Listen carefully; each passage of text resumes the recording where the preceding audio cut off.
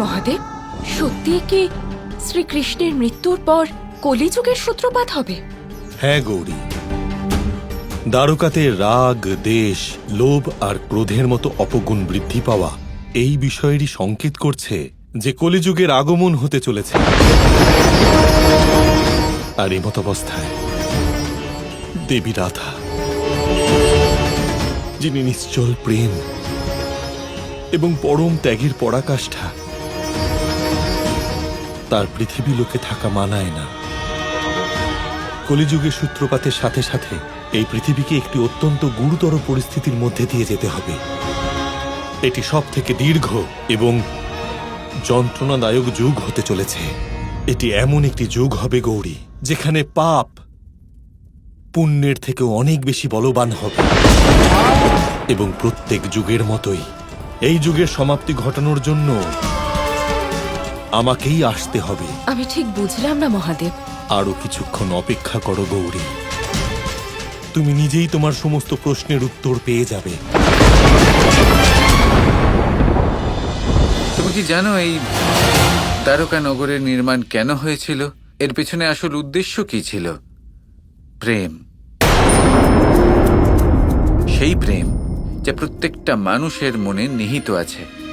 প্রত্যেকটা পশু, পাখি, এমনকি এখানকার বাতাসেও প্রেমের ছোঁয়া বিরাজমান। শাম্ব,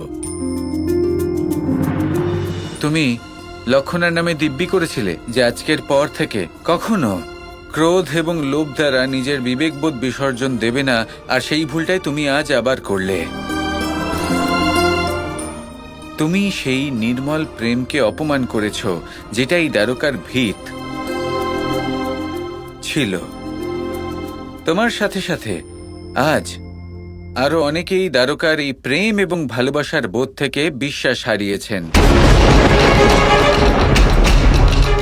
তারপরেও সবাইকে উচিত পথে নিয়ে আসার একটা শেষ চেষ্টা আমি অবশ্যই করব। কানাই, আমি এটা জানি না যে তুমি আজ কি ঘোষণা করতে চলেছ, কিন্তু এটুকু আমি নিশ্চিত রূপে বুঝতে পারছি যে এই ঘোষণার সম্পর্ক দ্বারকার সমাপ্তির সাথে জড়িয়ে। আর আমি তোমাকে এটা বলতে এসেছি যে আমি এই ঘোষণার সময় থাকতে পারবো না, কারণ যতক্ষণ দ্বারকার সমাপ্তি না ঘনিয়ে আসছে ততক্ষণ, এবং যতক্ষণ সম্ভব হবে ততক্ষণ আমি নিজের প্রতিশ্রুতি অবশ্যই পালন করব। আর সেই জন্য আমাকে জরাকে খুঁজতে যেতে হবে। ও শাম্বুর মতো অন্য কাউকে আহত করে ফেলবার আগেই আমায় ওকে খুঁজে বার করতে হবে। আমাকে নিজের ধর্মের পালন করতেই হবে কানাই। উচিত কথা বলেছেন, ধর্ম তো পালন করাই উচিত, কিন্তু ঠিক 1 প্রহর পরে আমার সাথে সাক্ষাৎ করবেন। আমি আপনার জন্য অপেক্ষা করব।